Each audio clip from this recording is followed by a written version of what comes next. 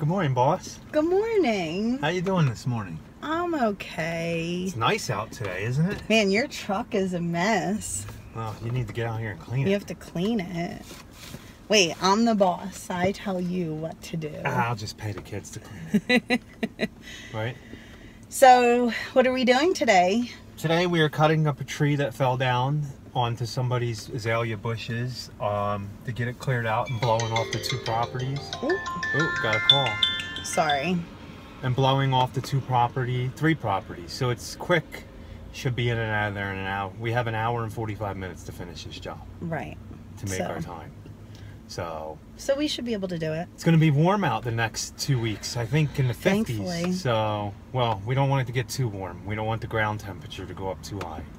We're not going to start putting down pre-emergent for another 2 weeks probably. So, Right. and the ground temperatures are, I think, about 38 here right now. So once they get about 45, 48, we'll go out there and put down the pre-emergent and the fertilizer. So, what a lot of your weeds will actually start to germinate at what, 55 degrees? Yeah, especially crabgrass. Yeah. So you want to try to get it down before that, but I mean, in the other part of the side of North Carolina, it's already 40-something ground temps, and I think it's supposed to be 64 here on Sunday.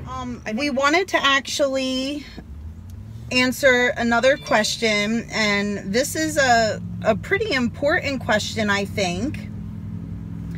This was from Wayne Esser. I hope I'm saying your last name correctly. Correct. Yeah. But Wayne, you're awesome. Thank you for all your comments. But he said, please talk about selling the client on using good materials. Do you avoid jobs that want it rough and dirty, or is the customer always right? Well, you know my motto. I don't mean to be mean, but the customer is not always right. Yeah, so, you know, we... that goes a long way, because a customer could tell you to do something completely wrong, and it's not right. I mean, and like... we spade all of our edges. I don't give people mulch quotes for not spading edges. If they were like, well, can it be cheaper if you don't? It's me. I won't take the job. I'll just pass it off to somebody else. I'm very particular with my pruning, my mulching, and everything. So it's our name on the job. Exactly. I cannot, if somebody says, oh, I just want you to mow and go, don't worry about the grass that's on the ground, right, I will refer them somewhere. I can't do that. It's my name. The neighbors down the road will see clumps of grass on the ground and not know that the owner said to leave it like that. Right. And then your name, you get a bad name. Mm-hmm. So we are not a mow and go company. And we suggest that you guys shouldn't be a mow and go company. And if you want either. to, if that's your niche and it works, then so be it. But that's not, I'm very, very, very meticulous and picky. Mm-hmm. I will blow off a lawn if it has grass on it. Any bit of grass on it. We'll go over it a couple times if we have to. Yeah. And that is the reason why we have switched to saying weekly accounts, because when you're mowing bi-weekly, you get a lot of that, especially in the early spring when it's really growing. Yeah, fescue, it grows fast, and then you got to explain to the customer. We get 60 plus inches of rain a year here, so the grass can grow really fast. So a little bit more to answer the question, like Carl has already talked clients out of, you know, we'll go to a job and they'll say, okay, I just want my crepe myrtle just cut off. And you know, some guys do that, and that's fine. That, you know, if that's your thing and that's how you've been taught, then fine, so be it. But, you know, we use a lot of the extension offices for our information. We also go on, I don't know if you guys know this, but there is different universities that also have tons of information, like yes. Clemson, North Carolina State. You know, these are all horticulture schools that will have all that information posted, and you know, ways of pruning and the correct way of pruning.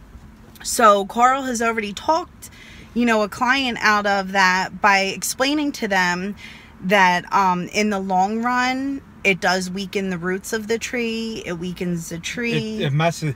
And I had a client that he was told that his crepe myrtle is supposed to be a miniature crepe myrtle and cut like that.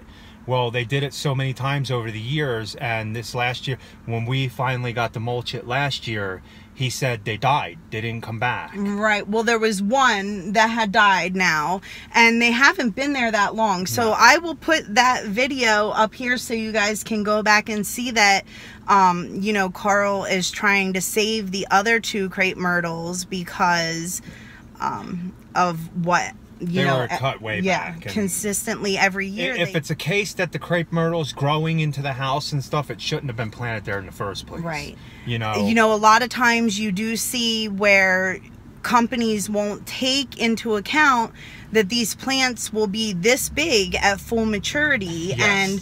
And then you have instances where they're planting bushes too close together, and like almost with the case with what we had to do, they were so overgrown, those bushes that we just pruned, that Carl had to turn them into a hedge. So you know, it's not healthy to do that. So I mean, if you can't talk the client into it and they still want it, then I guess you do what you do. I mean, I cringe when I go to cut it, but I mean, for the most part, you try to promote to the client that you are a different type of company, that you research things, that you teach yourself, that you're constantly learning. And again, you get what you pay for, I believe. So, anything else? No, looks like it's going to be a beautiful day. Yeah, so let's get some work done. Going to be getting busy.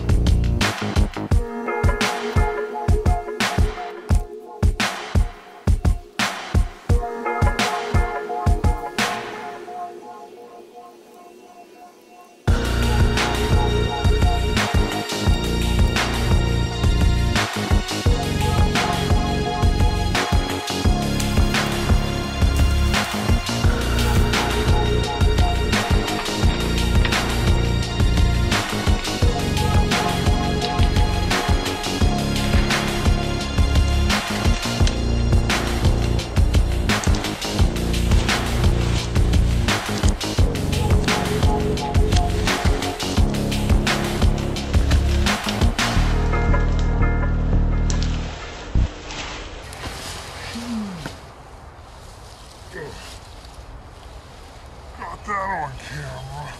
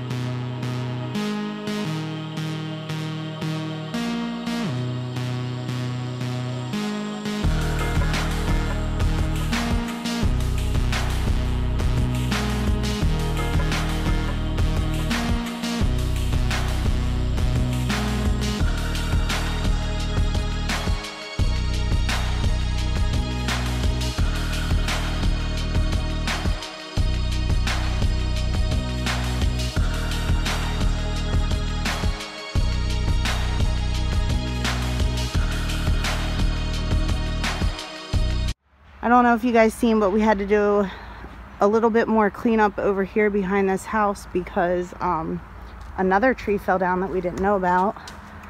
Ooh. Now, let me give you an after this one. People drive, this road is so little that people drive in this yard, but so cleaned up the leaves and the debris. Looks all nice, or at least the best that I can get. We're done that one, boss. I'm tired. We did them 3 yards in an hour and 15 minutes. Yeah. Good work, good work. And I think I'm gonna have to get into the left lane, which I hope not, because there is so much traffic. We actually had to do more work. I showed you guys that there was another fallen tree, so yeah, we're getting busy. I think what you have a 14-yard mulch job, like a 19-yard mulch job for me already ready, a 10-yard one. do you get your mulch from a quality mulch yard, or do you get your mulch from where they bring all the stuff, poison ivy and everything, and just grind it in a tub and throw it out in the thing? That way when you put it down, there's big old yellow mold piles everywhere after time. So what do you guys do? Yeah, we choose the quality again. And the good thing about our mulch yard is if we buy over 100 and something yards for the year, they pay us back a certain percentage of what we spend. Yeah, we get a percentage discount, and then they give us a kickback also. The quality with any type of materials that you're applying to a yard, you know, if you buy grass seed from a big name store versus, you know, a landscaping store, a lot of that seed has a lot of fillers in it, and you might not have a great germination rate. So again, we choose quality, and we would like to know from you guys, what do you choose, quality or quantity?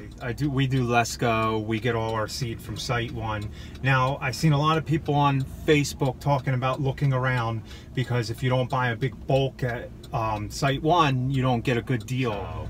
So thanks for watching. We do appreciate your comments, and it's nice for you to like and share. We always appreciate that. I think we got a couple little jobs to do right now until we really start. I think on the 15th we'll do our first mulch job.